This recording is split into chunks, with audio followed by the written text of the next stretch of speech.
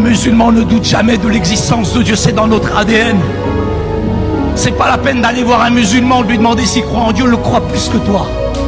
Toi, t'es attaché à la vie, t'es attaché au chocolat, t'es attaché au Nutella, t'es attaché à Planet J. Mais lui, il aime la mort, il chérit la mort. Comme toi, t'es attaché à la vie. C'est dans notre ADN.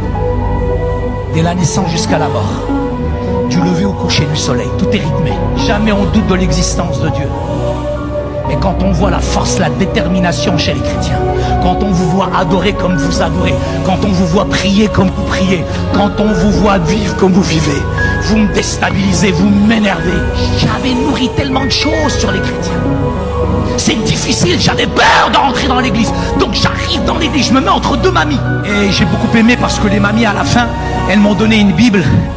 Et je me suis dit, mais c'est super qu'elle me donne une Bible. Pourquoi? Parce que je vais la lire de la Genèse à l'Apocalypse. Et je l'ai lu de la Genèse à l'Apocalypse. Une semaine. Une semaine. Ça m'a fait mal le Lévitique, les nombres, le Deutéronome. Ça m'a massacré mes neurones, je vous le dis, une semaine. J'avais la rage parce que je voulais découvrir les fautes, les erreurs à l'intérieur pour sortir ma soeur de cette secte. Je voulais voir où sont les erreurs dans la Bible. Et en regardant, en cherchant les erreurs dans la Bible, j'ai été foudroyé, touché par l'amour de Jésus. Yeshua al-Masih huwa an-nur al-alam. Yeshua al-Masih huwa khubz al-hayat. Huwa at-tariq, huwa al-haq, huwa al-hayat. Huwa qadir ala kulli shay. Huwa malik al-muluk, huwa al-majd al-majd. Yeshua al-Masih. Foudroyé, foudroyé par l'amour de Jésus. Je retourne à la maison. Et la parole, c'est une semence incorruptible qui agit mystérieusement et surnaturellement. Moi, j'étais habitué aux discothèques, aux boîtes de nuit. I like to move it, move it.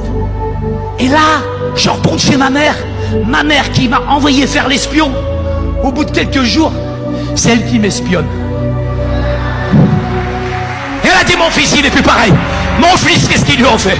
Qu'est-ce qui s'est passé avec mon fils? Oh oui.